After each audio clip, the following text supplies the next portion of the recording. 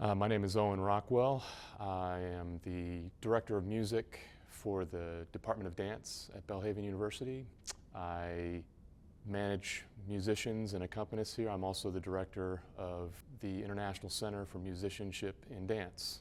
Music in a dance class is fairly unique for a college dance program, and there are several college dance programs that have live musicians, but probably the majority of the college dance programs in the United States do not, just because of the size or the budget of the institution, and it just really depends.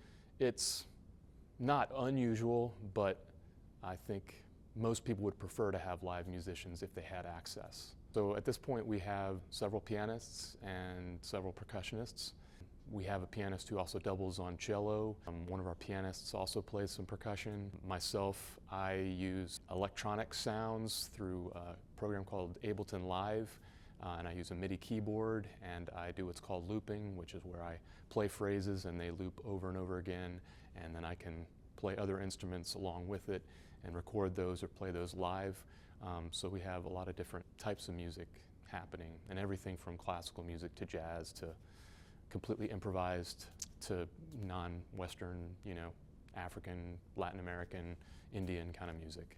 We have here at Belhaven, and as well as other places, they come from a variety of backgrounds. Again, I mentioned that we have some that are classically trained, went to university, maybe even have graduate degrees in music, and there are others who are largely self-taught. For centuries, people have been playing for ballet classes, pianists mostly, until the 20th century when modern dance in America and Europe started with mostly pianists playing for those classes, but soon percussionists were brought in. And so at Belhaven, we believe that having live music in the class adds an element that can't be recreated with using recorded music. And most of that has to do with being able to change the tempo, being able to change whatever's being played, being able to start and stop whenever the teacher wants to.